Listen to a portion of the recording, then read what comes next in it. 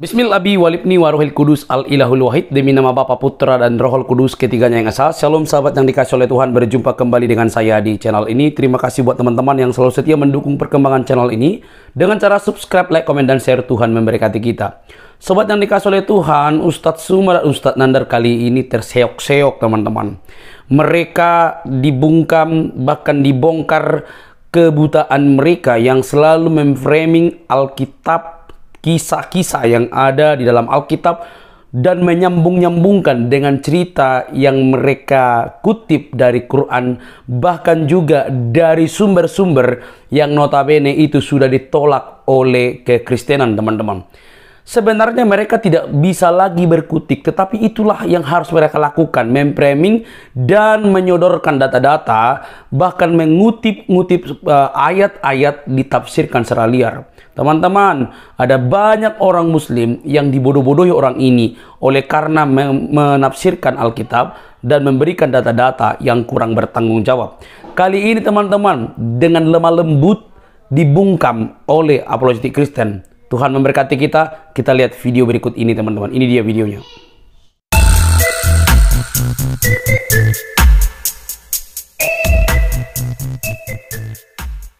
Tuhannya Musa cuma satu, Tuhannya Daud cuma satu, Tuhannya Yesus cuma satu, Tuhannya Kristen tiga dong. Kalian itu umat poligami Tuhan. Adalah lebih baik poligami istri daripada Tuhan yang dipoligami. Sadar nggak kalian itu? Sadar nggak? Kalau nggak sadar, coba nanti ke apotek beli Bodrex. Mudah-mudahan Anda bisa sembuh. Demikian. Oke, kita gaspol lagi. Kita bungkam si Suma ini. Suma mengatakan tadi Islam datang kepada Nabi Muhammad untuk membimbing manusia, bla bla bla dan bla bla bla. Nggak urus, nggak urus. Itu imanmu, itu nabimu. Emangnya gue pikirin.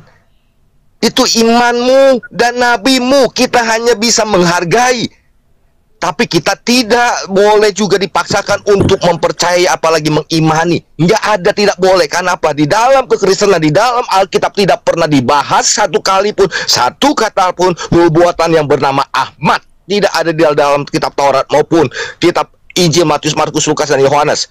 Karena nubuatan yang bernama Ahmad hanya di dalam Taurat dan Injil Isa, bukan Matius, Markus, Lukas, dan Yohanes. Jadi tidak ada tentang Nabi Muhammad dan Islam. Itu urusanmu semua, gitu. Saya tidak pernah mau mengurusi tentang imanmu, tentang nabimu. Emang gue pikirin itu ranah Anda, tapi juga Anda tidak boleh memaksakan terhadap kekristenan. Ada hukum, ada ranah.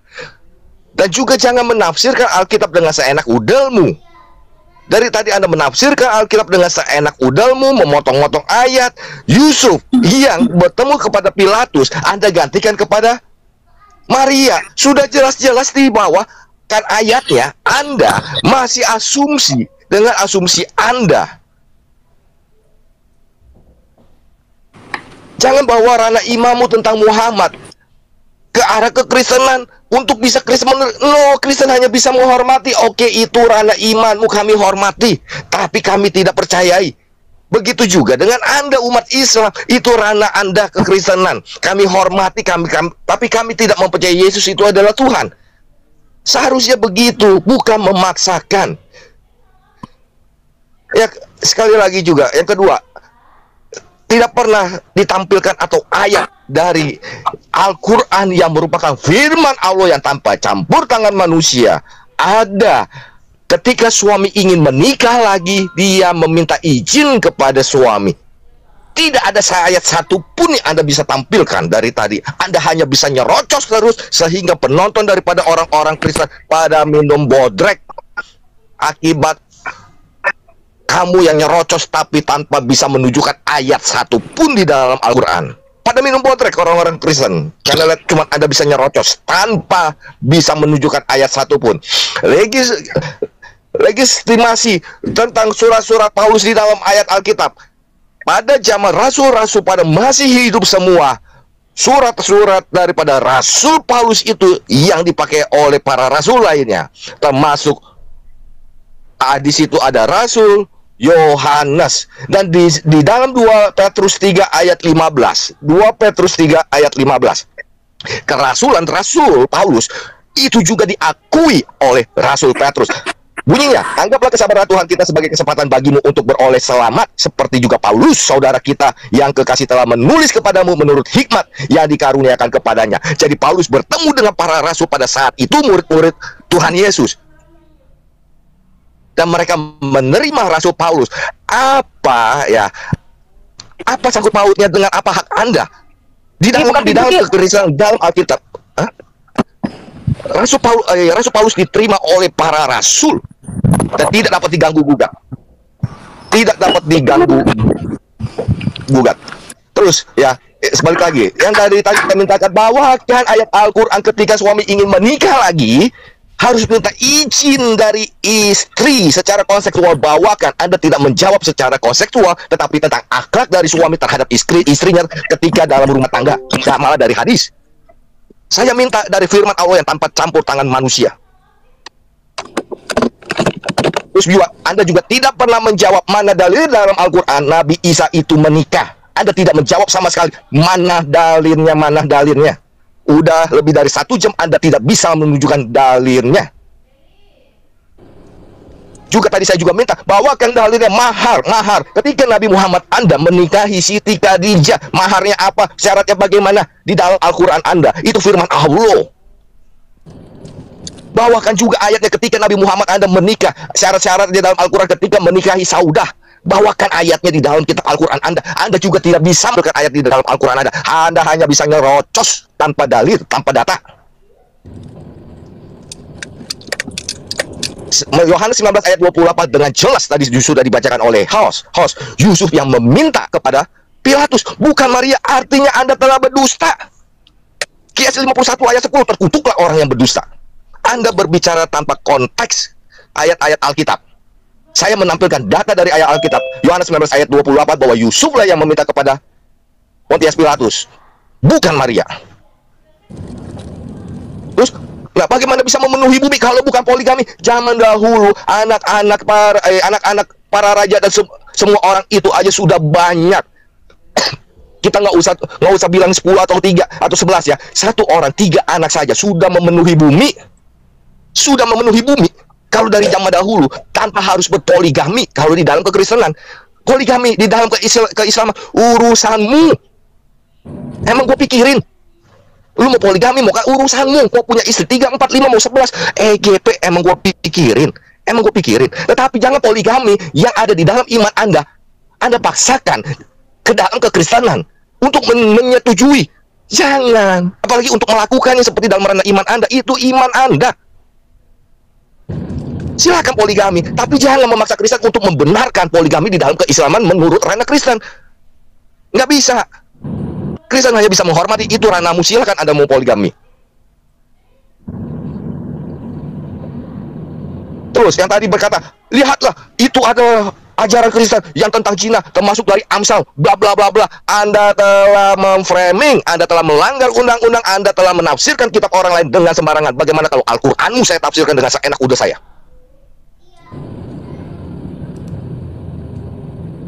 Bagaimana kalau perasaanmu kalau Al-Qur'anmu saya tafsirkan dengan seenak udel saya? Di Amsal dengan jelas mengatakan, Amsal 7 ayat 1 dengan jelas mengatakan, hai anak-anakku, berpeganglah pada perkataanku, simpanlah perintahku dalam hatimu. Ya, ditulis ya. Nah, ayat di bawahnya dengan jelas dikatakan, tunggu bentar. Dengan ini, tunggu. Dengan jelas mengatakan, hai anak-anak, dengarkan, perhatikanlah perkataan mulutku, janganlah hatimu membelok ke jalan perempuan itu, dan janganlah menyesatkan dirimu di jalan-jalannya. Jadi perempuan itu yang suka berzina, dituliskan di ayat bawahnya, janganlah hatimu membelok ke jalan-jalan perempuan itu, dan janganlah menyesatkan dirimu ke jalannya perempuan itu, karena banyak orang yang akan gugur ditewaskan. Itu dengan jelas sangat dikatakan. Jadi bukan diizinkan, hai suami, marilah suamiku sedang bertugas. Itu kan Anda telah memframing, Anda telah berdusta. Padahal ayat di bawahnya dengan jelas, jangan pergi ke jalan perempuan itu. Itu jelas sudah larangan. Sudah jelas-jelas larangan. Dan di Wahyu 22 ayat 15 sampai 16 dituliskan, tetapi anjing-anjing, tukang-tukang sihir, dan orang-orang sundal, orang-orang pembunuh, penyembah-penyembah berhala, dan setiap orang yang mencintai dusta dan melakukannya tinggal di luar. Aku Yesus telah mengutus malaikatku untuk memberikan kesaksian. Jadi tukang-tukang sundal, orang-orang yang suka zina, itu tinggal di luar. tidak boleh berzina di dalam kekristenan. Tidak seperti yang Anda fitnahkan terhadap kekristenan. Jangan suka fitnah Suma. Bagaimana kalau perasaan Anda ketika saya mengatakan di dalam Islam diajarkan untuk berzina? Bagaimana perasaanmu, Suma? Anda juga pasti tidak akan suka. Hargai orang. Anda ustaz, Anda tokoh, tapi Anda tidak bisa menghargai perasaan orang. Anda mengkutak-katik mengartikan ayat Alkitab dengan seenak kudalmu. Bagaimana perasaanmu sebagai seorang tokoh ketika ada orang Kristen mengatakan hal yang sama berbalik? Boleh berzina di dalam Islam. Bagaimana perasaanmu? Bagaimana perasaan umat Islam? Pasti yang ada dilaporkan.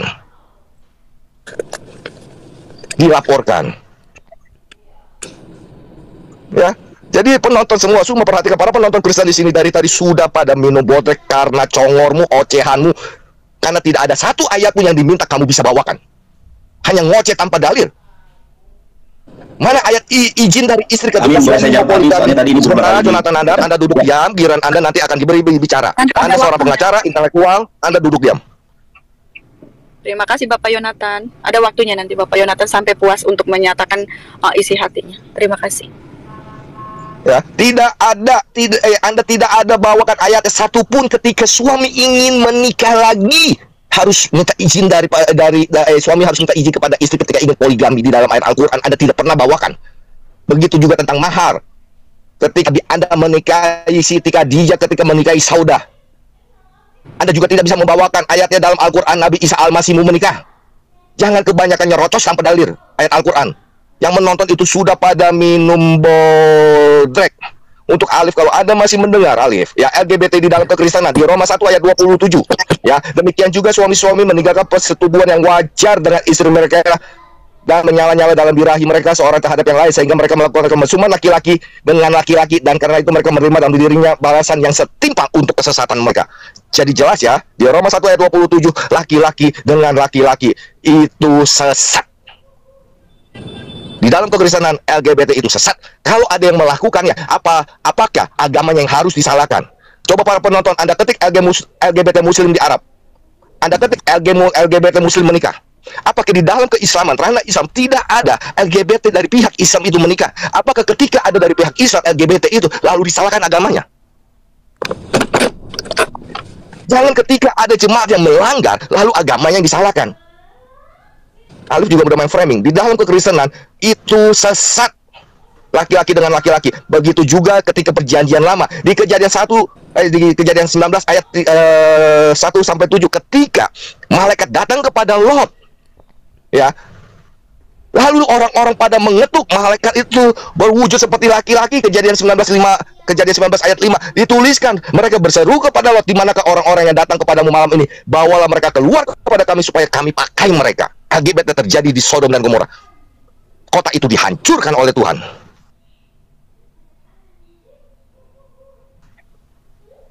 Jadi tidak benar LGBT itu diperbolehkan di dalam kekristenan. Ya, jadi tolong setiap ucapan hargai perasaan orang, jangan suka menafsirkan Alkitab dengan seenak udelnya. Dan tentang Maria yang tadi sudah terbantahkan dengan ayat Yusuf dari Yusuf itu yang meminta kepada Pontius Pilatus untuk menurunkan Yesus. Oke, silakan, Mosa, mungkin sister, silakan. Ya, saya tambahkan sedikit. Bentar Nanda, ini giliranku. Kau tenang. Ya, saya menjawab aja yang tadi Pak Suma asumsikan atau framing tentang ayat Alkitab. Tadi Pak Suma jelas mengatakan, mana itu kata Bapa bahwa dia akan merubah Taurat, jangan kata Yesus, jangan kata Paulus. Oke, saya akan kasih ayatnya, Yeremia 31 ayat 31 sampai ayat yang ke-34. Bentar saya buka Alkitab dulu ya, karena Alkitab memang ayatnya saya hafal. Yeremia 31 ayat 31 sampai ayatnya yang ke-34 bunyinya begini. Ini kata Bapa Yahweh yang berbicara. Sesungguhnya akan datang waktunya. Ingat ya, akan datang waktunya. Demikianlah firman Tuhan.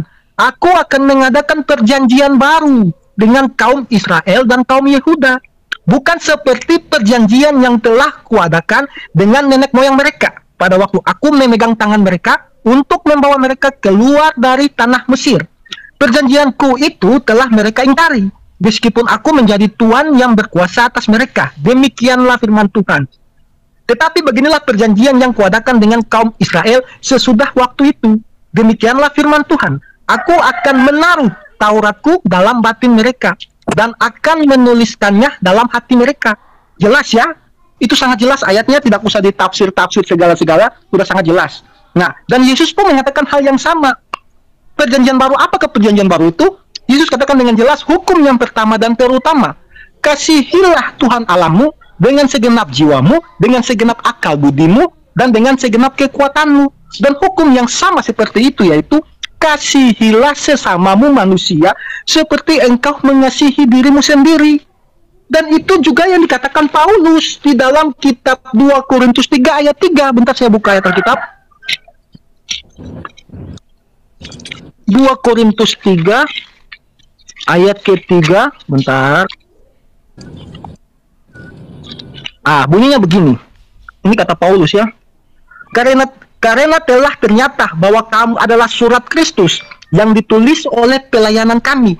Ditulis bukan dengan tinta, tetapi dengan roh dari Allah yang hidup. Bukan pada loh-loh batu, melainkan pada loh-loh daging, yaitu di dalam hati manusia. Dan di situ sangat jelas, kasihilah sesamamu manusia. Jika engkau berpoligami, jika engkau berzinah atau berselingkuh, apakah itu engkau mengasihi istrimu? Kan tidak. Kasihilah sesamamu manusia seperti dirimu sendiri. Tuhan Yesus mengatakan lagi dengan tegas mengulanginya, jika engkau mau apa yang orang lakukan kepadamu itu baik, perlakukanlah dulu baik kepada mereka. Jadi kalau engkau tidak ingin istrimu berselingkuh, engkau tidak mau istrimu berzinah, engkau yang dulu harus melakukan hal itu. Di dalam Efesus 5, kita kembali ke mahar. Kalau misalnya Bang Suma mengatakan syarat-syarat, tadi kalau saya tangkap mahar seperangkat emas-emas itu memang ada dalam Alkitab. Dalam Kejadian 22 ayat 17, dalam Kejadian 30 ayat 20, dalam Kejadian 34 ayat 12. Itu sudah sangat jelas. Yakub, dia mau mengawini istrinya, dia dengan mertuanya si Laban 7 tahun baru bisa memberikan mahar. Daud. Nah, kalau soal mahar itu ada dalam Alkitab, tetapi itu bukan ketetapan syarat yang diberikan oleh Tuhan, itu ketetapan yang dibuat oleh manusia. Kalau misalkan syarat mahar, syarat-syarat pernikahan yang Tuhan mau dan yang berkenan di mata Tuhan, itu ada di Efesus 5 ayat 25. Apakah syarat-syarat pernikahan itu? Seorang istri dia harus menuruti mentaati suaminya sama seperti dia mentaati Kristus. Dan seorang suami harus mengasihi istrinya seperti dia mengasihi Kristus. Itu adalah mahar yang berkenan di mata Tuhan. Jadi sudah sangat jelas bahwa di dalam kekristenan perceraian dilarang, poligami dilarang. Kita tadi sudah sangat jelas Tuhan membenci perceraian. Jadi tidak usah lagi Pak Suma, Anda mau mencoba muter-muter di situ biar terlihat gagah di depan dayang-dayang Anda. Ayat-ayat yang kami kasih sudah jelas. Anda hanya melakukan framing. Anda mengatakan bahwa itu Maria menikahi Yesus. Yesus mengatakan dengan jelas bahwa Simon orang Farisi itu, kenapa engkau tidak mencium aku? Sedangkan dia ini datangnya mencium kakiku. Apakah Yesus meminta untuk menikahi Simon waktu itu juga? Lalu Maria yang hanya mencium kaki, Anda bilang menikah. Bagaimana dengan Yudas yang mencium pipi Yesus lebih mesra? Anda nggak bilang sekalian Yesus LGBT dengan Yudas. Jadi tolong nalarnya dipakai. Dan tadi saya sudah baca dari ayat pertama sudah sangat jelas. Si orang Farisi ini, Simon ini, dia yang mengundang Yesus. Lalu ketika Maria ini masuk, lalu dia mencium kaki Yesus, orang Farisi ini dia tidak memperdulikan apa yang Maria lakukan cium kaki. Cuma dia pusing, dia membiarkan Yesus membiarkan si orang pezina ini, pendosa ini. Dia yang orang Farisi yang melakukan itu aja, dia nggak ada bilang Yesus menikah loh. Masa Anda yang orang Indonesia mempelajari dari Arab bukan dari Yahudi, tapi Anda mengatakan Yesus menikah, kan tak masuk akal. Kalau memang Yesus menikah, buktikan saja anaknya siapa. Siapa yang ngaku anaknya Yesus, nanti Anda lari anaknya Yustus. Yustus salah satu murid Yesus dari 70 murid, nanti saya kasih ayat. Kalau Yustus adalah murid Yesus, Yesus menikah umur berapa? Kok Yesus udah umur 30-an waktu Yesus mati? Itu lebih tidak masuk akal lagi Nandar. Aku udah tahu nanti Nandar mau bawa ke situ, tapi biarkanlah dia mendongeng sedikit di atas biar. Oke, itu aja dari saya, silakan. Oke, terima kasih Bapak Moza dan Bapak Amin. Bunda, assalamualaikum Bunda. Waalaikumsalam Bapak Yonatan. Saya boleh izin kepada guru saya. Ya, boleh Dinda. Saya boleh izin Ustaz Juma, saya boleh menanggapi tidak? Boleh. Silakan. Ya, oke ya. Bismillahirrahmanirrahim. Baik. Bunda, terima kasih. Kak Ica, boleh nggak layar saya diperbesar? Soalnya saya menampilkan semua data yang dipertanyakan ya. Baik, boleh. Boleh, Bapak. Boleh, Bang. Luar biasa, terima kasih. Haleluya, terpujilah Allah ya. Oke, saya akan menunjukkan data. Saya mau balikan kamera terlebih dahulu. Kameranya gimana nih? Balik kamera. Nah ya, sebentar. Saya tunjukkan data nih. teman-teman, baiklah ya, tadi ada pertanyaan dari Pak Amin. Kalau di mana ayatnya bahwa Yesus kawin? Ada ayatnya Pak Amin. Tenang ya Pak Amin ya. Kita lihat di dalam Quran surat Ar-Rod ayat 38, dan sungguh kami telah mengutus beberapa rasul sebelum engkau Muhammad, dan kami berikan kepada mereka istri-istri dan keturunan. Di dalam Islam ada 5 rasul ulul azmi, ada Noah, Abraham, Moshe, Yehoshua, dan Nabi Muhammad SAW. Nabi Isa atau Nabi Yesus termasuk dari salah seorang rasul yang digambarkan berpoligami, saudara, bukan hanya menikah.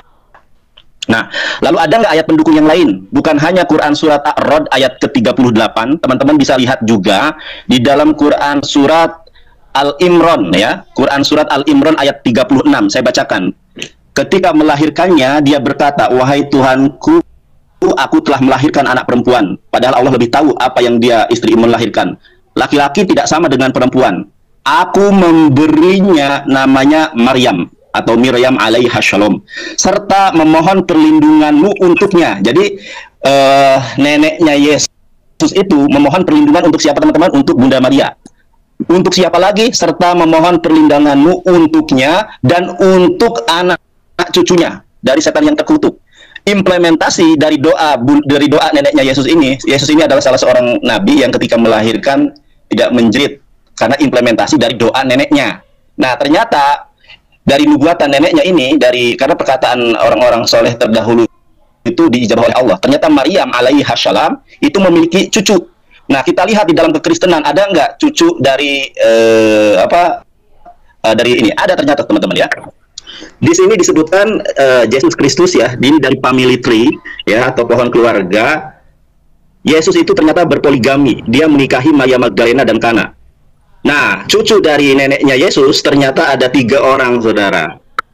Yang pertama, ini Yesus Kristus menikah dengan Maria Magdalena. Anak yang pertamanya adalah Joseph, son of Christus. Lalu yang kedua anaknya itu adalah Justus. Lalu yang ketiga itu adalah Tamar. Jadi ada 3 anak dari Yesus. Yang pertama adalah Joseph, yang kedua adalah Justus, lalu yang ketiga adalah Tamar. Dari mana, teman-teman? Ini dalil bukan dari orang Islam. Ini aja bule ya.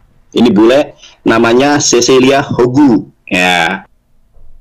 Dari mana Cecilia Hogu ini mengutip? Di sini ada dalilnya sebenarnya. Di sini nih. Nah ini, South Matthew bla bla bla. Ini silakan di screenshot. Ini bukan asumsi dari saya pribadi.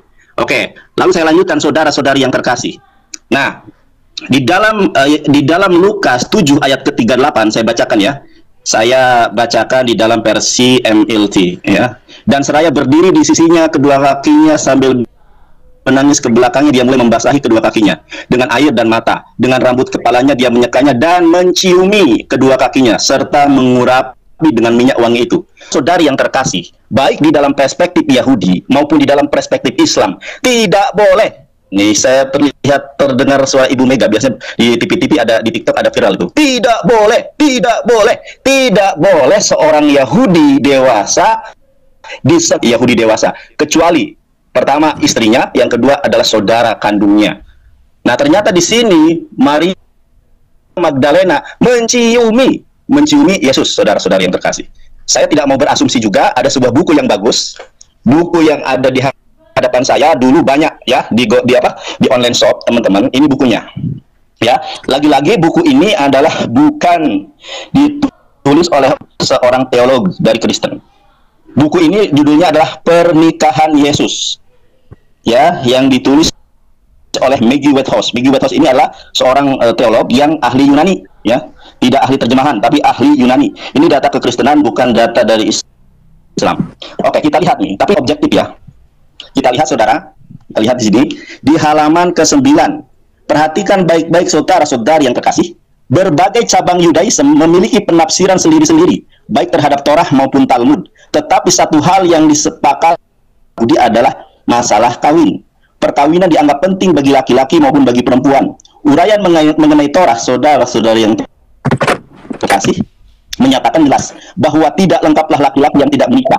Dan 2000 tahun yang lalu, seandainya Yesus dari Nazaret belum menikah, menjelang umur 18 tahun, dia akan dianggap sebagai makhluk yang sangat aneh, saudara. Lebih buruk lagi, dia tidak akan dianggap sungguh diterima oleh orang Yahudi sebagai rabi, ya, oleh orang-orang Yahudi lainnya. Ini halaman 9, buku judulnya ini. Nah, pertanyaannya, apakah ini siapa yang berisik ya? Kak Ica, mohon di mute dulu kalau boleh. Nggak bisa di mute ya? Nggak bisa mute, sorry. Di dalam buku itu konsensus orang Yahudi tentang perkawinan itu disepakati. Ya, ternyata Yesus di dalam hidup dan kehidupannya oleh orang Yahudi dipanggil rabi, saudara. Diterima sebagai rabi. Sedangkan syarat untuk menjadi seorang rabi adalah menikah. Makanya ada usia di mana di dalam Biblos, di dalam kekristenan itu dikatakan the losing years, tahun-tahun yang hilang. Kenapa orang, mohon maaf ya, kenapa kisah Yesus dari usia 12 tahun sampai 30 tahun tidak dicatat? Karena satu fase yang harus dilalui oleh fase pernikahan. Ada masanya, ya, masa terakhir sebelum menjadi rabi itu ada yang namanya rabi talmidim. Kalau di dalam kuliah kita itu bimbingan skripsi gitu ya, itu syaratnya harus kawin. Nanti saya akan buktikan. Nah, di buku yang tadi saya baca, kalau Yesus tidak kawin tidak akan diterima, bahkan tidak akan disebut rabi. Pertanyaannya, apakah Yesus diterima sebagai rabi? Kita lihat, ya. Kita lihat Markus 12 ayat 32. Perhatikan saudara, lalu ahli Taurat itu kepada Yesus, tepat sekali guru, benar katamu itu bahwa dia esa dan bahwa tidak ada yang lain kecuali dia. Nah, orang-orang ahli Taurat, orang-orang Saduki mengatakan kepada Yesus apa saudara? Rabi, saudara. Guru. Nah, saya tunjukkan di dalam bahasa Ibraninya. Di dalam bahasa Ibraninya, apakah betul Yesus dikatakan sebagai rabi? Saya bacakan ya. Ini adalah Injil Markus pasal 12 ayat 32. Ya, Amar Elau Hashofer, lalu berkatalah orang-orang ahli Taurat itu, Yapeh itu betul atau cantik atau perfect gitu ya. Yapeh rabi. Betul sekali, ini misalnya ya, res, ada fatah, kemudian ada hirik ya, rabbi. Betul sekali rabbi. Ternyata orang-orang ahli Taurat menyebut Yesus adalah rabbi, sedangkan syarat mutlak seorang disebut rabbi adalah kawin. Saya bacakan secara lengkap. Amar Elau Hashofer Yafeh Rabbi. Emet, benar tuh. Ini emet ya. Benar. Amarta, apa yang kau kan? She'ehadhu wa in od milbado. Betul sekali guru bahwa dia itu esa, tidak ada yang lain kecuali dia, wahai Yesus. Dan ternyata memang betul yang dikatakan oleh Guru dan Juma ya, ajaran yang benar itu adalah ajaran yang menyembah Allah yang esa atau Allah Subhanahu wa taala yang esa. Tuh. Lalu bagaimana menurut orang-orang Yahudi sendiri, saudara? Kita lihat nih. Ini adalah sebuah website milik orang Jewish Center Surabaya ORG ya. Jewish Center Surabaya ORG. Jadi ini website milik orang Yahudi. Jadi orang Yahudi Surabaya ya, seperti Palen dulu orang Yahudi ya, Yahudi Surabaya. Oke. Nah, ini judulnya menarik, apakah rabi perlu menikah? Langsung saja saudara, karena saya tidak mau seperti mereka panjang lebar. Nah, kita sekarang di sini. Sekarang kita lihat saudara, guru sekolah ya. Ini ada alasan hukum bahwa seorang lelaki yang belum menikah tidak boleh menjadi guru sekolah. Di dalam Keyahudian, untuk menjadi guru sekolah harus kawin, saudara. Kalau tidak, ia akan dikucilkan atau ikut, atau dalam situasi kompromi lain, para ibu yang datang untuk mengantarkan anak mereka. Nah, lalu yang kedua adalah imam besar, saudara, atau imam agung. Dalam hukum yang agak terkait, imam besar yang melayani Yom Kippur harus menikah. Kita lihat apakah Yesus imam yang benar. Karena kita sekarang mempunyai imam besar yang agung, yang telah melintasi semua langit, yaitu Yesus. Ternyata syarat syarat menjadi seorang rabi yang agung itu, saudara, kawin. Dan buah dari perkawinan Yesus dengan Maria Magdalena, dengan Lydia, ini dengan Maria Magdalena ya, punya 3 anak. Dan sekali lagi, website-website yang menyatakan Yesus punya anak, atau literasi dan referensi yang mengatakan Yesus kawin dan poligami, itu bukan dari Islam, tetapi dari Kristen. Jadi datanya internal mereka sendiri ya, sangat jelas. Terima kasih.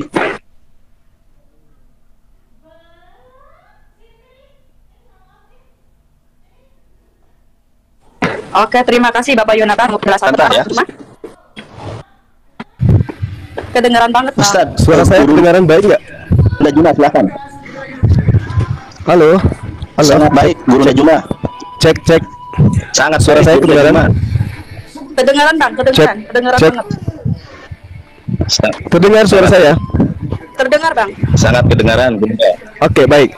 Ya, Jadi Saudara Amin Wijaya ya, dari tadi saya katakan bahwa terkait dengan di dalam Islam, Anda nggak mau tahu katanya. Saya nggak mau tahu tentang Nabi Muhammad. Ya itu Nabi Muhammadmu itu, tapi minta dalil. Jadi di Islam itu kamu boleh poligami dengan syarat apa? Adil. Tapi kamu tidak akan bisa berlaku adil. Itu dalam Al-Quran dijelaskan. Dalam surah An-Nisa ayat 129. Kamu sekali-kali tidak akan mampu berlaku adil, tapi syaratnya harus adil. Ini artinya apa? Ini artinya suatu perintah yang dibuka kemudian ditutup. Kamu boleh poligami dengan syarat adil, tapi kamu tidak bisa adil. Kamu tidak bakalan bisa adil. Itu artinya apa? Artinya bahwasanya dibuka tapi ditutup. Artinya monogami, bukan poligami. Ini harus dipahami oleh teman-teman. Tapi kemudian ketika ada oknum yang berpoligami dengan syarat-syarat yang tadi, maka itu tidak dilarang. Makanya satu-satunya agama yang memerintahkan cukup satu istri, saya katakan sekali lagi, cuma Islam. Boleh poligami, tapi harus adil. Tapi adil itu nggak bisa, berarti sama aja nggak bisa. Itu yang perlu saudara pahami. Lalu kemudian saudara Amin Wijaya tadi mengatakan saya salah tafsir, saya salah ini, salah itu. Bung, saya katakan kepada saudara Amin Wijaya, ya, kalaupun ada di dalam kitab saudara itu larangan poligami misalnya, meskipun tidak ada larangan menjadi gay, larangan menjadi lesbi, larangan menikah dengan binatang dan seterusnya, meskipun itu ada dalilnya di dalam kitab saudara. Satu, gereja-gereja membolehkan nikah sejenis. Itu. Kedua, dengarkan baik-baik. Ini di dalam kitab saudara. Anak-anakku, hal-hal ini kutuliskan kepada kamu supaya kamu jangan berbuat dosa. Perintahnya memang jangan kamu berbuat dosa. Akan tetapi jika seorang berbuat dosa, kita mempunyai seorang pengantara pada Bapa, yaitu Yesus Kristus yang adil, dan Dia Yesus adalah pendamai untuk segala dosa kita. Jadi saudara jangan khawatir. Kalau di dalam ajaran saudara itu berbuat dosa apapun, saudara tidak usah khawatir. Kenapa? Ada Yesus sebagai hilasmos. Hilasmos itu dalam bahasa Yunani artinya adalah penebus, pendamai yang menghapuskan. Jadi inti dari kitab saudara, jangan berdosa, jangan berzina, jangan poligami, jangan poliandri, jangan melacur, jangan mencuri, jangan. Tapi kalaupun kalian lakukan, jangan khawatir, sebab ada Yesus sebagai apa? Pendamai. Gak perlu khawatir kalian, itu dalil, Bung. Jadi kalau hari ini saudara mengatakan gak boleh, di Kristen itu gak boleh, jangan khawatir kata kitab Anda. Karena kalau Anda melakukan dosa-dosa tersebut, ada Yesus sebagai pendamai. 1 Yohanes 2 nomor 2. Jadi mulai sekarang tidak usah munafik, lakukan apa aja yang Anda inginkan. Toh ada Yesus sebagai pendamai, dan itu dikatakan di dalam kitab saudara. Jadi nggak usah khawatir, saudara Amin Wijaya. Jangan munafik. Oh, saya nggak boleh poligami, saya nggak boleh berzina, saya nggak boleh ini. Kenapa nggak boleh rupanya? Berdosa. Tapi sudah pernah baca dalilnya 1 Yohanes 2 nggak? 1 Yohanes 2 nomor 2 nggak? Bahwa sekalipun kamu berdosa, jangan kamu takut, sebab ada Yesus sebagai pendamai dosa kita. Baik dosa apa, dosa apa dikatakan dalam kitab saudara, baik dosa kita maupun dosa dunia. Jadi kalau hari ini kita melihat orang Kristen, pendetanya, pastornya, apalagi pendeta-pendeta di gereja itu kedapatan ini dan itu, jangan khawatir, ada Yesus sebagai pendamai. Itu Pak Amin Wijaya, sadarilah itu ya, bahwa memang ya jangan. Tadi di awal saudara mengatakan Yesus itu datang menggenapi. Jadi kalau sudah menggenapi, maka yang tadinya babi haram menjadi halal. Ini konsep dari mana, Pak? Yang dikatakan menggenapi itu menyempurnakan. Menyempurnakan itu melengkapi. Babi haram kok ketika digenapi jadi halal. Piye to, Mas? Itu yang ngajarin sopo? Yesus itu datang menggenapi hukum Taurat, artinya datang menegaskan, menekankan, menyempurnakan, bukan menghilangkan. Tapi itu wajar. Kalian kan bukan pengikut Yesus. Kalian itu pentuhan. Kalian itu pentuhan Yesus. Ingat Bung. Di kalangan Bani Israel akan muncul serigala yang nyamar Bani Israel. Ingat itu ya. Yesus mengatakan waspadalah terhadap serigala-serigala yang menyamar domba. Berarti ada non-Yahudi yang akan menyamar-nyamar sebagai Yahudi. Apakah Islam nyamar sebagai Yahudi? Tidak. Apakah Hindu nyamar sebagai Yahudi? Tidak. Apakah Buddha nyamar sebagai Yahudi? Tidak. Yang nyamar seperti Yahudi adalah Kristen. Mengambil kitabnya Yahudi, kemudian menganggapnya itu sudah dibatalkan dengan menjadikan Yesus sebagai tameng. Itulah kalian. Jadi kalau hari ini Pak Amin Wijaya lagi pingin makan daging manusia, makan aja Pak. Nggak usah khawatir. Ya, nggak usah khawatir Pak, karena ada Yesus sebagai pendamai. Dan itu di dalam 1 Yohanes 2 nomor 2, 1 Yohanes 2 nomor 1 nomor 2 dan seterusnya. Satu perikop Anda baca sekalipun, itu legalitas terhadap Kristen melakukan perbuatan apapun. Maka wajar Pak kalau seorang pendeta menikahkan manusia dengan anjing. Ada itu Pak di video. Kalau pendeta dengan jemaatnya semua pada telanjang ibadah di gereja, wajar. Wajar kalau seorang pendeta menikahkan laki dengan laki, wajar Pak. Karena di dalam kitab Anda ada legitimasi melakukan apapun itu, karena ada Yesus sebagai pendamai. Selamat datang kepada kewarasan, mudah-mudahan Anda bisa sehat. Demikian, lanjut. Oke, terima kasih Bang Juma. Mau ditambahi Bang Yonatan? Tadi Bang Yonatan sudah kan ya? Oke, sekarang kita kembali ke Bapak Amin Wijaya dan Bapak Mozart ya. Boleh disampaikan Bapak Amin atau Bapak Mozart duluan? Silakan. Itu saya mau minta siapa si Nanda tadi yang di surat Ali Imran berapa itu? Yang doa ibunya Yesus. Ali Imran ayat 36. Al Imran ayat ke-36. Yes, Al Imran ayat ibunya Yesus buat 6. Sebentar ya, sebentar. Tadi saya kira ayat 38. Oke, dia mengatakan bahwa ini adalah doa ibunya Maryam bla bla bla untuk anak cucunya, padahal di surat Al Imran ayat 36 dijelaskan, maka tak kala istri Imran melahirkan anaknya, dia pun berkata, ya Tuhanku, sesungguhnya aku melahirkan seorang anak perempuan dan Allah lebih mengetahui apa yang dilahirkannya itu, dan anak laki-lakinya tidaklah seperti anak perempuan. Sesungguhnya aku telah menamai dia Maryam, dan aku memohon perlindungan untuknya serta anak-anak keturunannya kepada pemeliharaan engkau daripada setan yang terkutuk. Ini dijelaskan adalah doa istri Imran, doanya untuk Maryam. Makanya kalau dibawa tentang Yesus menikah, Yesus mempunyai keturunan, dijelaskan, tolong mintakan ayatnya di dalam Al-Quran bahwa ada keturunan daripada keturunan Maryam. Siapakah nama cucu-cucunya Maryam yang ada di dalam Al-Quran? Ayatnya tolong ditampilkan ke saya. Ayatnya. Siapakah nama anak-anaknya Nabi Isa? Siapakah nama istrinya Nabi Isa? Anda harus bisa membuktikan ayat yang Anda bawakan. Di sini tertulis, sesungguhnya aku telah menamai dia Maryam, dan aku memohon perlindungan untuknya kepada anak-anak keturunannya. Jadi tolong bawakan, Anda perkuat ayat yang Anda bawa sendiri, ini bumerang untuk Anda. Bawakan ayatnya, siapakah nama istri daripada Nabi Isa di dalam Al-Quran. Jangan mengambil dari Alkitab. Siapakah nama cucu-cucunya daripada Maryam. Anda cari sekarang, gitu. Saya kasih waktu, masih ada waktu. Anda cari di dalam ayat Al-Quran, cucu-cucunya Maryam, keturunannya daripada Nabi Isa. Siapa anaknya, siapa cucunya Nabi Isa. Matang-matang dah loh. Anda perkuat ayat tersebut, bumerang bagi Anda. Terus, nah, dia membawakan seorang perempuan yang meminyakinya, lalu dia sangkut pautkan itu dengan pernikahan di Kana. Anda seorang pengacara, seorang intelektual, ya. Anda harus bisa membaca konteksnya. Jangan mencomot satu ayat disambungkan dengan Kana.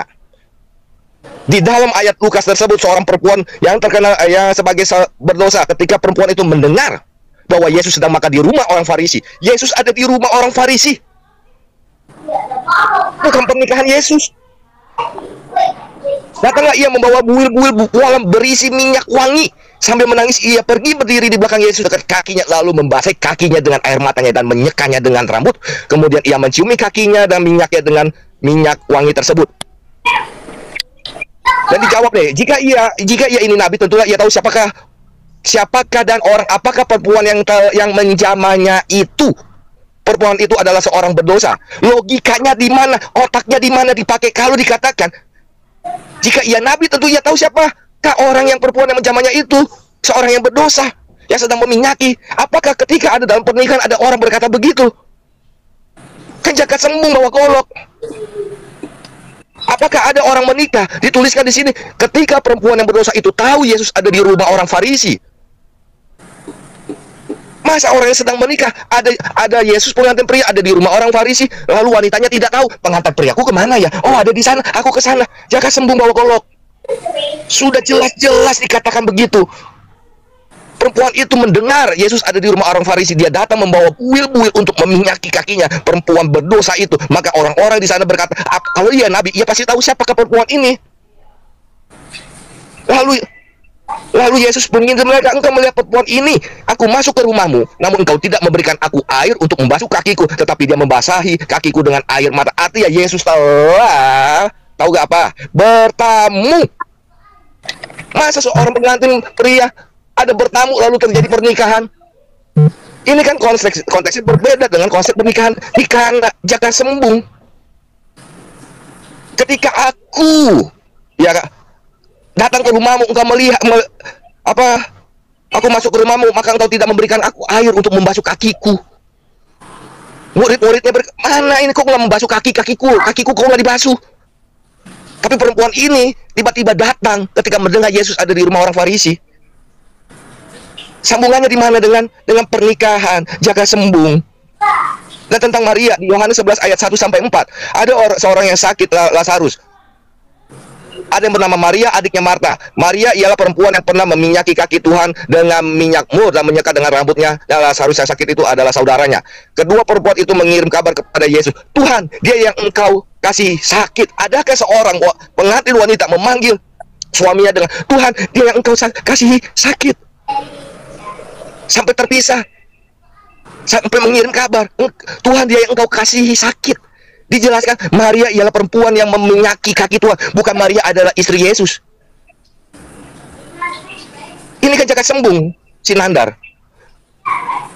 Lalu di Yohanes 12 ayat 3 dan 8, maka Maria mengambil setengah kati minyak nawastu murni yang mahal harganya, lalu ia meminyaki kaki Yesus. Ya, Yohanes 12 ayat 3 sampai 8. Di situ Yudas melihat, mengapa tidak kau jual saja itu minyak wangi? Mengapa engkau harus habiskan di sini, tidak menjual dan bagikan kepada orang miskin? Kok bisa berani Yudas kalau itu pernikahan? Yudas menegur kalau memang itu pernikahan. Kenapa Yudas bisa berkata, kenapa tidak dibagikan saja ke orang miskin lalu menjual? Lalu Yesus berkata, biarkanlah dia melakukan hal ini mengingat hari penguburanku. Pada saat Maria sedang meminyaki kaki Yesus, mengurapi dengan minyak dan sebagaimana itu, Yesus mengatakan mengingat hari penguburanku. Halo, jelas gak suara saya? Sister jawab semua nih, gambar ini. Jelas ya? Jelas. Jadi bukan tentang pernikahan, sister. Ya, tolong nanti Yohanes 12 ayat 3 sampai 8. Dengan jelas, untuk biarkanlah dia melakukan hal ini untuk mengingat hari penguburanku, bukan pernikahanku. Jaga sembung lagi. Nah, tentang pernikahan di Kana, Yohanes 2 ayat 1 sampai 9. Pada perkawinan di Kana, di situ dikatakan ya, mereka kehabisan anggur. Mau apakah engkau daripadaku, ibu, saat ku belum tiba? Adakah pengantin pria sedang duduk-duduk, sedang tidak ngapa-ngapai, lalu ibunya datang, pasti sedang melayani tamu dan sebagaimana? Yes, come on. Masa ada pengantin pria disibukkan? Sebelum pernikahan Kana itu, Yesus berkata kepada murid-muridnya, pergilah dahulu, nanti aku akan menyusul. Adakah seorang pengantin pria tidak standby di tempat pernikahannya? Kan ini jaga sambung. Malah murid-muridnya yang datang di pernikahan Kana. Pernikahan Kana dengan yang minyak yang diurapinya itu jauh banget peristiwanya. Pada saat Yesus bertamu di tempatnya orang Farisi dengan pernikahan Kana, ketika Yesus dan murid-muridnya diundang. Yohanes 2 ayat 1 dan 9. Yesus dan murid-muridnya diundang juga ke perkawinan itu. Itu jelas dikatakan. Hello, jaga sembung bawa golo. Sidor, selamat datang di kebenaran. Anda mau framing Alkitab, Alkitab mampu menjawabnya. Dan juga tentang Rabi itu harus menikah, yang bukan dibawa dari Alkitab tetapi dari asumsi beberapa orang. Beberapa teks. Menjadi satu pertanyaan menarik. Apakah Yesus itu Rabi menurut orang Yahudi pada saat itu adalah ahli-ahli Taurat dan orang Farisi? Bawakan ayatnya di mana ahli-ahli Taurat dan orang Farisi memanggil Yesus itu Rabi. Tidak ada. Yang ada adalah murid-muridnya. Jadi Yesus tidak pernah dianggap Rabi oleh ahli Taurat dan Farisi. Tetapi Yesus dianggap apa?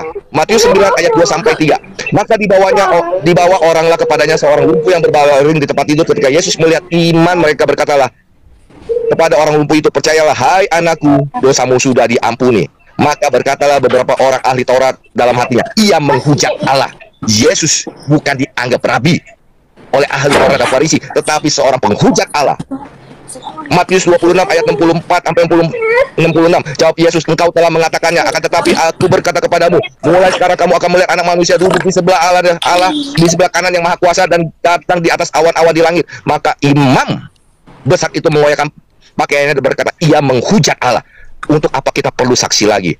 Yesus baik ahli-ahli Taurat, orang-orang Farisi, bahkan imam besar orang Yahudi pada saat itu tidak pernah mengatakan Yesus itu Rabi, tetapi mengatakan sebagai penghujat Allah.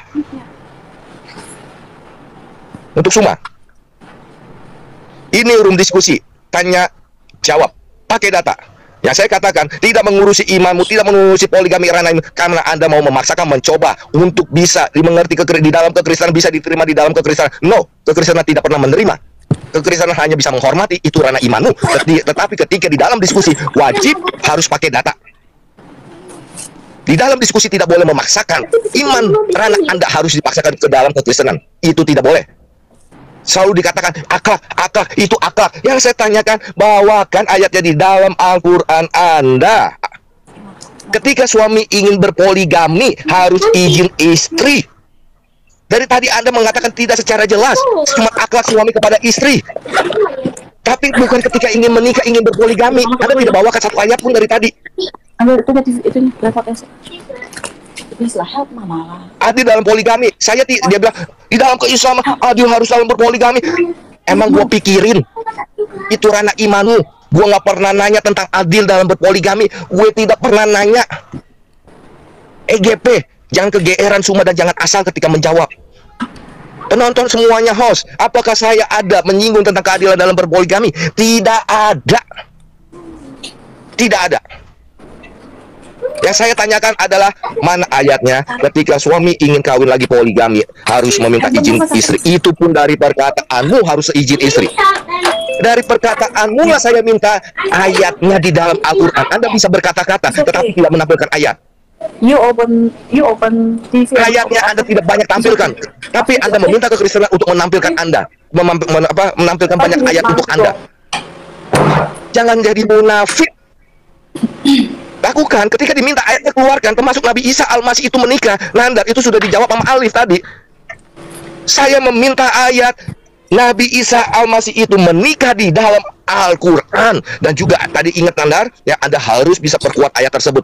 Keturunan Maryam itu siapa saja? Siapa istrinya Nabi Isa Al-Masih? Siapa anaknya Nabi Isa Al-Masih, cucunya Maryam? Siapakah cucunya Nabi Isa Al-Masih? Siapakah cicitnya daripada Maryam? Kau tampilkan untuk perkuat ayat tersebut. Ingat, Al-Quran tidak boleh ada satu pun pertentangan di dalamnya, Nandar. Kau harus membela Al-Quranmu. Tentang LGBT semua, larangan LGBT, ya kan? Banyak gereja buktinya menikahkan. Tidak semua gereja, hanya segelintir kecil gereja yang menikahkan. Tetapi itu bukan ajaran. Tunggu bentar ya bro. Saya lagi live bentar. Itu bukan ajaran. Sudah dijelaskan tadi. Bantahan-bantahan tidak boleh laki-laki dengan laki-laki. Sama seperti Islam tadi saya mengatakan tidak boleh ada LGBT di dalam Islam. Tetapi Anda cek di Google, Anda cek di YouTube, LGBT di Arab, LGBT Muslim menikah, imam gay di Australia, banyak. Tetapi ketika ada LGBT Muslim menikah, ada imam gay di Australia, ada LGBT di Arab, apakah harus disalahkan tentang Islamnya, tentang Al-Quranmu semua? Apakah Al-Quranmu harus disalahkan, imanmu harus disalahkan, Islammu harus disalahkan? Kalau memakai paradigmamu, ya kan, dia tetap menyalahkan iman kekristenan, Alkitab kekristenan yang Anda bawa. Berarti Anda juga harus bisa menyalahkan hal ini. Tapi saya tidak melakukan seperti Anda. Saya berbeda dengan Anda. Saya menghargai perasaan orang, saya menghargai perasaan manusia, saya menghargai perbedaan agama. Tidak seperti Anda. Islam tidak mengajarkan LGBT. Tetapi kalau ada oknum-oknum dalam Islam yang melakukan LGBT, itu mereka telah melanggar ajaran daripada Islam, ajaran daripada Quran. Di sini kita edukasi penonton, siapakah karakter yang jauh lebih baik. Kalau kesalahan daripada umat tidak diserempetkan kepada ajaran agamanya. Karena ajaran agama, dua agama, Islam dengan Kristen, melarang LGBT. Ajaran Yesus, jangan berzina, banyak. Matius 5 ayat 27, kamu telah mendengar firman, jangan berzina. Matius 19 ayat 18, jangan membunuh, jangan berzina. Markus 10 ayat 19, jangan mencuri, jangan berzina. Lukas 18 ayat 20, jangan berzina. Roma, jangan berzina. Dan tadi dia mengatakan tadi apa ya? Oh, di 1 Yohanes 2 ayat 1 sampai 6. Cuma ini hanya mengambil satu ayat. Kebanyakan Suma perhatikan semuanya. Ketika Anda berdiskusi dengan Suma, dia hanya mengambil satu ayat, memotong ayat-ayat. Saya bacakan ya. 1 Yohanes 2 ayat 1 sampai 6. Anak-anakku, hal ini kutuliskan kepadamu supaya kamu jangan berbuat dosa. Namun jika seorang berbuat dosa, kita mempunyai seorang antara pada Bapa, yaitu Yesus Kristus yang adil. Dan ia adalah pendamaian untuk segala dosa kita, dan bukan untuk dosa kita saja, tetapi untuk dosa seluruh dunia. Untuk seluruh dunia, bukan untuk kekristenan saja. Seluruh dunia semua. Dan inilah tandanya bahwa kita mengenal Allah, yaitu jikalau kita menuruti perintahnya. Barang siapa berkata aku mengenal dia, tetapi ia tidak menuruti perintahnya, ia adalah seorang pendusta. Kalau Anda tidak menuruti perintahnya, Anda pendusta. Dikatakan dilarang berzina, tapi Anda berzina, dikatakan Anda pendusta. Dalamnya tidak ada kebenaran. Dan barang siapa menuruti firman-Nya, di dalam orang itu sungguh sudah sempurna kasih Allah. Dengan itulah kita ketahui bahwa kita ada di dalam Dia. Barang siapa mengatakan bahwa ia ada di dalam Dia, ia wajib hidup sama seperti Kristus telah hidup. Kalau Anda melanggar perintahnya, Anda seorang pendusta juga. Ya, jadi ini ayat bukan untuk kekristenan, untuk pendamai, tetapi untuk segala dosa kita semua, dosa seluruh dunia. Silakan, Sister si Mozart, saya ada tamu bentar ya.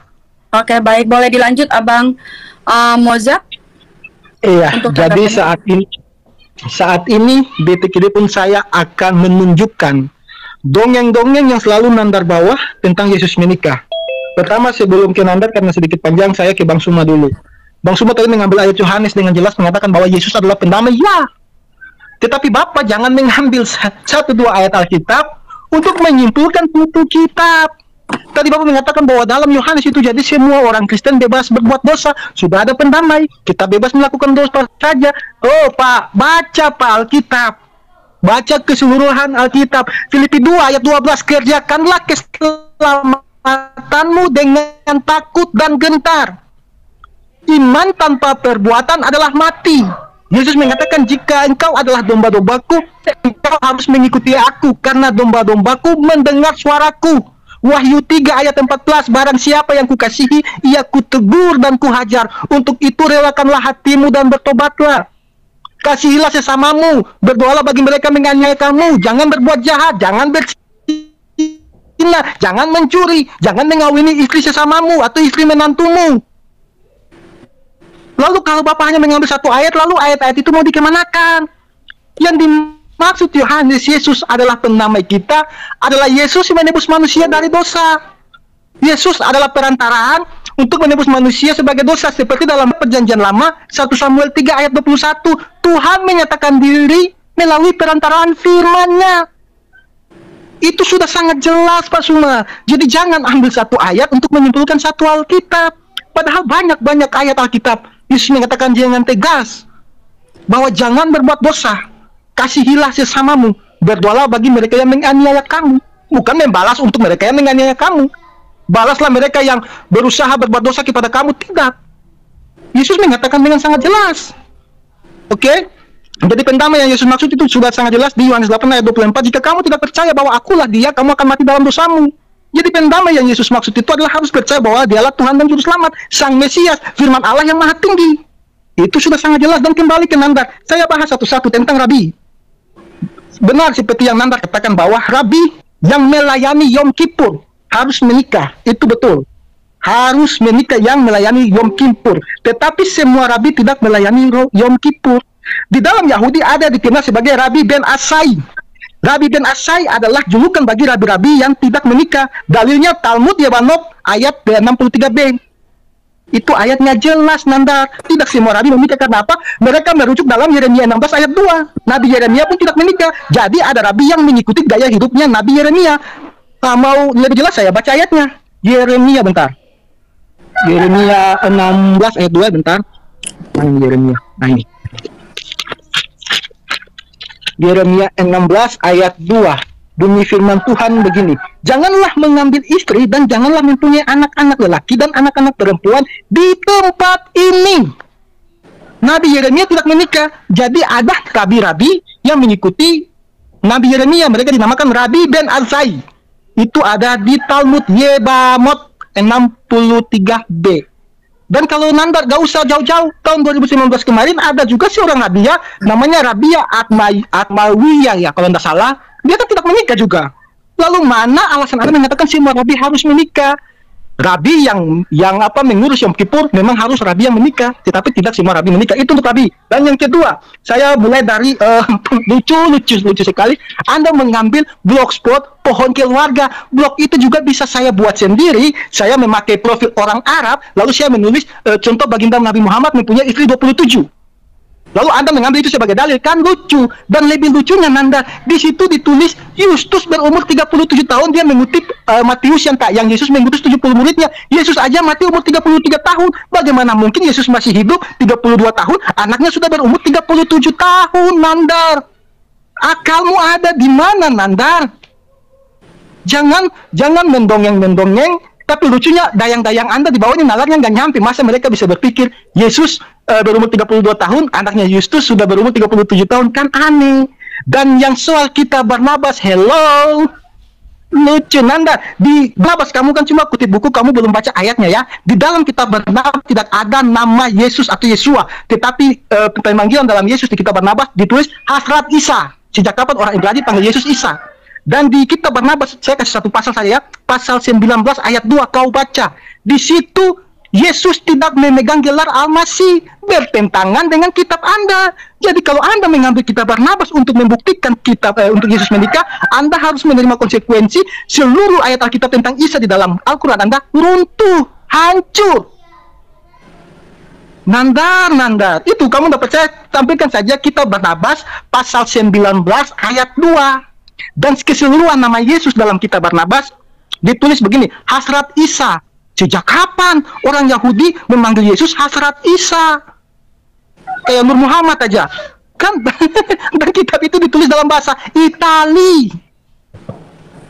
Nandar. Cobalah begini, kalau berdiskusi bawa data yang valid, jangan mendongeng. Kan sudah saya katakan berulang kali, Nandar. Jangan mendongeng di sini. Lucu dan sangat lucu. Kalau kamu mau bahas kitab Barnabas, oke, saya tampilkan ayat satu-satu, karena dalam kitab Barnabas juga ada mengatakan bahwa nabi dari Arab adalah nabi palsu. Dan di dalam kitab Barnabas, contohnya pasal ke-6 dengan jelas saja, pasal ke-6 kau baca kelahiran Yesus tuh di kitab Barnabas ditulis pada pasal ke-6. Di situ Yesus lahir di kandang domba kota Bethlehem, bukan di bawah pohon kurma seperti yang Quran Anda tulis. Jadi Anda hanya ambil satu ayat kitab Barnabas untuk menikah, tetapi meruntuhkan banyak ayat di dalam Al-Quran Anda. Jadi stop mendongeng di sini, itu aja dari saya. Silakan Kak Hos. Oke, terima kasih. Bagaimana Bapak Selamat Amin? datang di kebenaran. Ya, selamat datang di kebenaran Alkitab. Lanjut, Sister. Oke, baik. Apakah sampai di sini sudah pada mengerti atau ingin menambahkan? Boleh Bapak Yonatan. Suaranya gini. Ditanggapi dulu dong. Enggak, Pak. Masa sudah? Bukan, saya harus bertanya. Saya Guru Cuma saya dulu atau Guru Da? Ya, silakan deh, silakan. Oh, ternyata mereka panjang kali. Saya balik sholat asar masih mereka juga rupanya. Lanjut. Iya. Oke, boleh. Iya. Guru Da mau duluan? Silakan deh, silakan. Halo? Silakan. Ya, Guru Da, terima kasih ya. Nih, aku kasih. Ya, Guru Da, terima kasih. Saya mau balik kamera dulu ya, teman.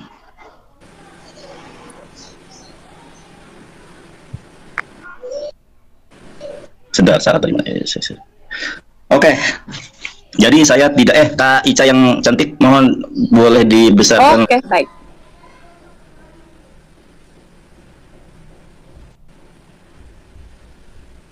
Betul. Wah, ini sinyal saya apa sinyal lagi? Aduh. Oke, terima kasih Kak Ica ya.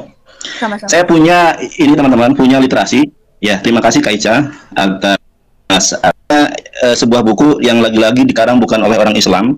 Jadi objektivitasnya sangat objektif ya. Sangat kredibel. Ulasan Injil Maria Magdalena. Banyak ayat yang mendukung bahwa Yesus Kristus memang punya istri cantik, saudara, yang bernama Maria Magdalena. Dalam Injil Maria Magdalena ayat 1-6, Petrus berkata kepada Maria, "Kami tahu cinta guru terhadapmu beda dari cintanya terhadap wanita-wanita yang lain, saudara. Beritahukanlah kami apa saja yang dapat kau ingat dari apa yang pernah disampaikannya kepadamu, sesuatu yang belum kami dengar sebelumnya." Petrus dapat merasakan kekuatan Maria. Ia dapat merasakan kekuatan setiap kata yang terucap olehnya. Ia pun sadar betul ya bahwa kekuatan ini karena sang guru terhadapnya. Pertemuan antara cinta seorang murid dan seorang guru melahirkan energi yang sungguh sangat dahsyat. Jadi ada sosok yang istimewa di sini, yaitu sosok Maria Magdalena. Tadi Anda berbicara tentang Yustus, saudara Mojad Alveru. Saya punya Alkitab berbagai bahasa. Bahasa Yunani saya punya, bahasa Ibrani saya punya, bahasa Arab saya punya. Ya, kita lihat nih, rujukan dari ayat yang Mojad bilang, Lukas 10 ayat 1, Ternyata Lukas 10 ayat ke-1 teman-teman itu banyak tambahannya. Bukan hanya di dalam terjemahan. Jadi penambahan di dalam gospel itu penambahan dalam original teks juga. Ini ya. Ini ini bukunya, kitabnya. Teman-teman lihat ya, The Greek Lukas 10 ayat 1. Ya, coba Lukas 10 ayat 1 ada tanda kurung, Saudara. Ini bukan tanda kurung biasa. Ini tanda kurung yang dijebloskan ke dalam original. Kalau terjemahan ada tanda kurung wajar, Saudara, itu sebagai tafsiran. Tetapi kalau ada ya original teks ditambahi tanda kurung, siapa, Saudara? Ini ya. Nah, ini yang bukunya itu ditambahi kan. Nah, kita lihat di dalam Kodeks Vatikanus dalam online, sama enggak dengan buku Idang? Biar lebih efisien kita lihat online saja. Sebentar ya guys. Oke. Kita lihat the online Greek Bible. Saya bacakan ya. Metadetauta anedeisen ho kurios etoros evodomen konta duo. Tuh. Ada tambahan di dalam original teks. Jadi yang diutus oleh Yesus di dalam Lukas 10 ayat ke-1 itu ada perbedaan pendapat. Di dalam original teks, di dalam terjemahan itu 70. Jadi rujukan mojad aja itu ayat yang ditambahi. Padahal Wahyu 22 ayat ke-18 bahwa Alkitab itu enggak. Tapi pada prakteknya saudara-saudari yang terkasih ada penambahan. Ya, kai avesteilen hautos ana duo. Nah, ada di sini, ya kan? Oke lah, kita pada urgensinya bukan membahas tentang autentisitas kitab suci, kita akan bahas lagi terkait pernikahan Yesus, Saudara. Ya, pernikahan Yesus itu, Saudara. Ini pakar Ibrani ya. Kalau saya bukan pakar Ibrani, teman-teman. Ada di teman Kristen ini, saudara Kristen ini pakar Ibrani, sekolahnya saja di Israel. Siapa dia? Ibu Rita Wahyu. Ya, Ibu Rita Wahyu mengampu, saya sangat hormat kepada beliau ya, cantik juga dan berkudung. Sarapan pagi di Berita, ya. Ternyata ada 13 tahun Yesus menghilang. Mohon maaf, dari 12 tahun sampai 30 tahun ada yang disebut dengan the lost year of Jesus, di mana Yesus berada ketika berusia 12 sampai 30 tahun. Ini pakar Ibrani dari Kristen loh ya, lebih pakar daripada saya. Saya pakar Ibrani, Ibu Rita Wahyu. Di Ibu Rita Wahyu menjelaskan kenapa Yesus itu menghilang, Saudara, dari usia 12 sampai 30 tahun. Anda cari sampai botak kepala kita, kalau cari kisah dan bagaimana hidup Yesus dari usia 12 sampai 30 tahun tidak ada. Yesus menikah, Saudara. Oke, ya. Nah, ini ya. Kurang dekat layar saya. Nah, ini ya. Tahapan-tahapan pendidikan Yahudi. Kenapa Yesus menghilang, Saudara? Karena Yesus belajar. Yesus itu belajar dan dia dididik untuk menjadi rabi Yahudi. Di sini ada terpampang dengan jelas tahapan-tahapan pendidikan Yahudi atau Hinuk adalah sebagai berikut. Yang pertama, Mikra, Misnah, Misfot, Talmud. Ya, dalam level madrasah pada usia 20 tahun pada zaman Tuhan Yesus ada Bait Midrash yang dikenal dengan Beit Hillel, House of Hillel. Secara tradisi bekerjasama dengan Beit Shammai. Ya. Nah, lihat, perhatikan saudara-saudara. Dan mulai usia 30 tahun baru boleh mengajar di depan umum. Makanya kenapa Yesus itu menghilang dari usia 12 sampai 30 tahun, karena dia harus tunduk dan patuh terhadap ajaran Yahudi, terhadap tradisi Yahudi, yaitu sekolah. Apakah hanya sekolah, Saudara? Kita lihat. Ya, kita lihat ini menurut Ibu Rita Wahyu ya. Bandingkan dengan Firqe Abot, Ferek Hames, Firqe Abot pasal ke-5, ya, Misfashrin Fehat. 21, nomor 21. Kita lihat nih tahapan-tahapan di dalam Yahudi. Ya, ada Lamikra pada umur 10 belajar Misnah atau Lamisnah. Pada 13 tahun pada perintah Lamisfot. Ya, kalau di dalam Islam itu mukalaf, orang yang dikenakan hukum, ya, atau usia balig. Pada usia 15 tahun mempelajari Talmud, ya. Kemudian la Talmud pada usia 18, kanopi pengansia 18 itu ada yang namanya kawin. Makanya saya tidak menampilkan asumsi. Pernyataan Ibu Rita Wahyu ini didukung oleh data yang secara jelas, secara gamblang saya perlihatkan kepada saudara. Pernikahan Yesus, apakah di dalam buku ini sesuai dengan penjabaran Ibu Rita Wahyu bahwa di masa 18 tahun Yesus harus kawin? Sesuai. Kita lihat lagi, ya. Saya bacakan lagi nih, saudara.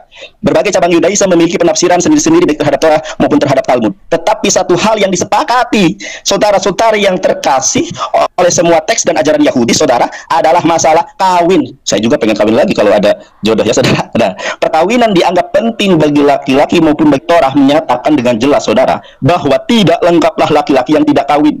Dan 2000 tahun yang lalu, seandainya Yesus dari Nazaret belum menikah menjelang umur 18 tahun. Nah, pertanyaannya sama nggak dengan pemaparan Ibu Rita Wahyu? Sama persis. Lalu dikatakan apa? Lebih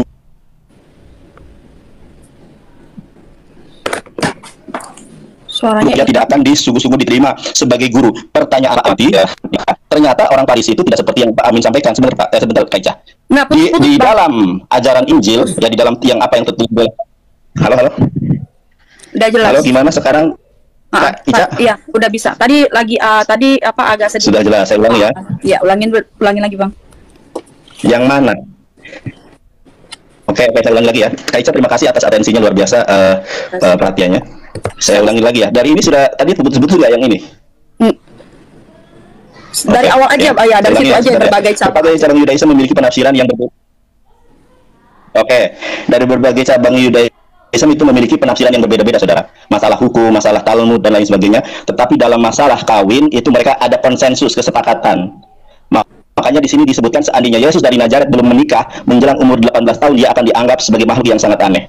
Ya, Pak Amin tadi mengatakan tidak ada orang Yahudi yang menyebut Yesus rabi, hanya para murid. Ini juga salah. Lebih buruk lagi, dia tidak akan sungguh-sungguh diterima guru oleh orang-orang Yahudi lainnya. Pertanyaannya, apakah Yesus diterima sebagai rabi oleh orang Yahudi? Kita buka dalam ahli bahasa Taurat, Ibrani. saya mengatakan ahli Taurat, Farisi Kita dan buka imam. di- Koreksi, saya tidak mengatakan Yahudi.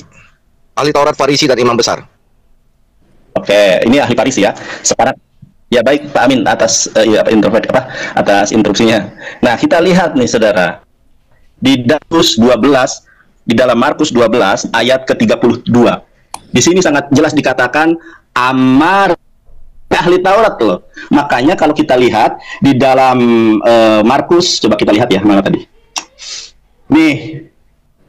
Nah, coba ini lihat nih. Dor, Pak Amin kena tembak sama Injilnya sendiri. Markus 13 ayat 32. Lalu kata ahli Taurat itu kepada Yesus, tepat sekali guru, benar katamu bahwa dia esa. Ternyata orang-orang Yahudi, orang-orang Farisi, orang-orang Saduki menyebut Yesus guru. Wah, ini terjemahan evangelis. Ada nggak original teks? Kita lihat nih. Benar nggak Yesus dibilang rabi? Ada ini. Teman-teman, ini screenshot, screen recorder, ya. Perlihatkan kepada Bambang Nursena atau Ibu Rita Wahyu, benar nggak pemaparan saya? Di sini dikatakan Kak Ica, Amar Elau Hasofer, ya. Berkatalah orang-orang yang ahli Taurat itu, Yahweh. Yahweh itu dalam bahasa Ibrani sebenarnya cantik ya. Kalau untuk perempuan ganteng gitu ya. Yahweh, kalau untuk perempuan Yahweh. Yahweh apa di sini? Nah, benar itu ternyata ini maskulin ya. Yahweh Rabi. Betul luar biasa kalau kita exactly Rabi itu. Di sini tertulis apa? Res patah, bet ada hirik ya. Hirik itu dalam Islam kasroh. Rabai, beturu, Rabi. Emet benar, amarta apa yang kau katakan, seehadhu wein od milbado, benar sekali guru bahwa dia itu adalah esa wein dan tidak ada yang lain od milbado. Ada di sini teman-teman Kristen dapat pengajaran bahwa Yesus dan orang-orang Yahudi itu menyepakati bahwa Yesus itu adalah rabi, dan yang kedua adalah Yesus mengajarkan ketauhidan, bukan mengajarkan Tritunggal, tidak mengajarkan oneness, tetapi orang-orang Yahudi dan Yesus mengajarkan bahwa tidak ada yang lain kecuali hanya Allah Subhanahu wa taala. Subhanahu wa taala dalam bahasa Ibrani apa namanya itu? El-Kedusim wa El-Liyon, Tuhan yang Maha Suci lagi yang Maha Tinggi. Itu tadi datanya. Belum selesai Pak Melis. Belum. Tadi aja panjang lebar saudara-saudara yang terkasih. Ya. Kemudian apa lagi nih? Tadi guru sudah. Nah, oke ya, jadi gini, prinsipnya teman-teman yang aku kasihi, jadi saya sangat hormat kepada Pak Amin yang tidak menghujat, luar biasa, ya, dan kepada Al-Faru, mohon belajar kepada Pak Amin. Al-Faru kadang suka mancing-mancing gitu ya. Nah, di sini Yesus mengajarkan keesaan Allah, saudara. Kita lihat di ayat ke-29-nya ya. Markus 12 ayat ke-29, jawab Yesus, yang terutama ialah dengarkan hai orang Israel, Tuhan kita adalah Allah, Tuhan itu esa. Kalau dalam bahasa Ibraninya, Payomer Yehoshua Hamashiach, Shema Yisrael, Adonai Eloheinu Adonai Echad.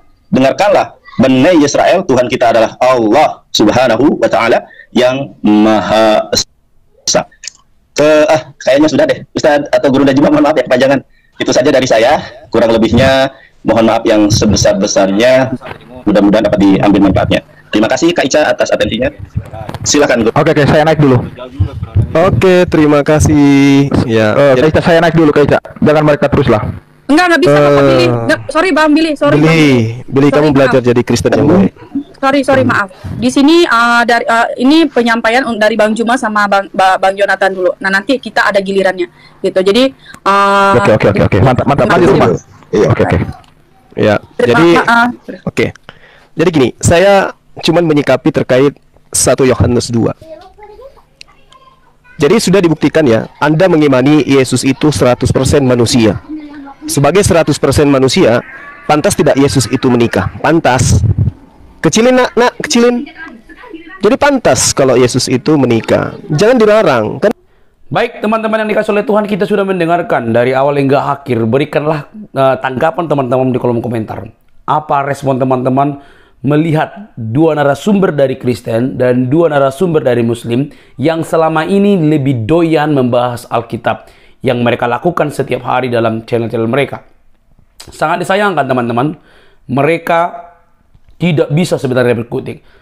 Kalau kita mau jujur, mereka harus malu sebenarnya. Malu sendiri karena mereka mencoba untuk memframing tentang kekristenan terhadap Yesus Kristus. Kalau kita mendengar dengan teliti dan menalar saja apa yang disampaikan oleh Ustadz Suma dan juga Ustadz Nandar ini, sungguh amat dangkal dan sudah bisa ditebak arah dan tujuannya itu apa gitu. Mereka hanya ingin mengkerdilkan kebenaran Alkitab itu, kesucian Alkitab itu, dan kebenaran dalam Kristus Yesus itu dengan cara menyodorkan data-data yang kurang tepat. Bahkan termasuk literatur yang sudah dibongkar habis oleh apologetik Kristen yang selalu dimunculkan ke permukaan dengan mulutnya yang manis dan lincah. Teman-teman yang dikasih oleh Tuhan, kalau teman-teman mendengar dengan baik, kalau teman-teman meneliti dengan baik, tidak usah Kristen saja, Muslim yang mendengarkan apologetik Kristen tersebut memberikan argumentasi, rasa-rasanya sudah jelas terang menderang. Sudah jelas terang menderang, tidak perlu penafsiran panjang lebar. Ustadz Zuma dan Ustadz Nandar seperti yang disampaikan oleh apologetik Kristen tersebut. Jaka sambung, ya kan? Jaka sambung bawa golok. Itu tidak nyambung sama sekali. Karena apa? Antara sumber dalam Quran dan juga Alkitab itu berbeda. Antara Isa dengan Yesus itu berbeda. Jikalau ceritanya Yesus menikah dan lain sebagainya, itu berbeda dengan ceritamu yang ada di dalam Quran. Jangan sama-samakan. Jangan sama-samakan. Kalau kamu berkata Yesus menikah dan segala macam, jangan samakan dengan Isa yang kamu katakan diikuti dari 5 rasul dan itu diberi hak istimewa. Jangan samakan. Jadi kalau kamu juga mengatakan tentang pernikahan dicium segala macam, itu tumbuh basi, itu sudah polemik yang tidak berbobot sebenarnya.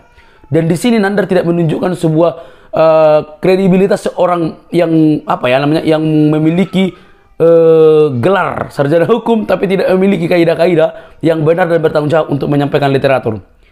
Pantas saja teman-teman, pantas saja mereka ini suka sekali. Hanya literatur yang dibaca itu adalah hal yang tidak yang sudah ditolak oleh Kristenan gitu loh. Udah ditolak dan mereka masih gemar menggunakan hal itu. Sangat disayangkan kan? Begitu.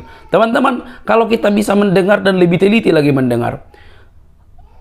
Ini apologetik Kristen ini seolah-olah mengajari 2 anak TK. Mengajari 2 anak TK di saat yang sama mendidik secara etika. Supaya tidak suka menafsirkan kitab orang lain dengan sembarangan dan memframing. Bagaimana kalau dibalik apa yang terjadi mungkin dilaporkan begitu. Karena kategorinya penistaan, karena menafsirkan dengan sembarangan. Itu yang dilakukan oleh Zuma dan juga Ustadz Nandar. Artinya teman-teman, mereka berdua ini senang banget berulah, senang banget melakukan hal-hal yang menurut mereka itu lebih baik, tapi ilmunya tidak ada. Kasihan sekali kan? Nah, itulah yang terjadi teman-teman selama ini. Jadi kalau mereka mau mengatakan, oh Isa, Yesus sama, menikah dan sebagainya, itu Yesusmu yang kamu anggap Isa. Yesus tidak pernah menikah. Kalau kamu katakan Yesus hilang, tidak ada jejaknya dalam usia 12 tahun sampai umur 30, ya kamu yang nggak belajar, bukan ada semua lengkap dan tertata begitu. Nah teman-teman, dari sini kita bisa melihat sebenarnya kedustaan ini tidak layak untuk didengarkan. Ya kalau mereka tidak berhenti, ya mereka akan mengoceh dan memframing kekristenan terus-menerus. Tujuannya supaya apa? Supaya dapat ini, gitu ya kan? Itu yang bisa mereka lakukan teman-teman setiap hari. Dan mari kita terus untuk menyebarkan berita ini supaya ada banyak orang yang dicerdaskan. Saya berharap banyak muslim yang melihat kedua ustadz ini dan mereka disadarkan bahwa di sini mereka terbukti tidak mengerti apapun tentang kekristenan, terhadap Yesus, terhadap Alkitab. Mereka hanya comot satu ayat lalu tafsirkan berkeliling-keliling supaya orang mendengarnya bingung. Sebenarnya Alkitab itu sudah selesai, kawan-kawan.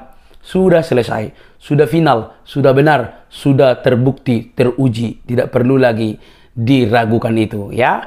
Karena pada awalnya sejarahnya membuktikan bahwa Yesuslah sumber keselamatan, tidak ada yang lain, ya kan? Di mana yang benar pasti di situ dikerumuni untuk dibengkokkan. Karena yang setelah itu akan ada yang memirip-miripkan, semua akan menjadi palsu oleh karena kebenaran itu tegak lurus. Oke teman-teman, saya hanya membagikan ini, semoga teman-teman dicerdaskan. Jangan kepanasan, mari kita cerdas dan melihat data-data secara menyeluruh. Oke teman-teman, sampai di sini video saya. Jangan lupa untuk mendukung dengan cara subscribe, like, komen, dan share. Sampai ketemu di video selanjutnya. Bye-bye.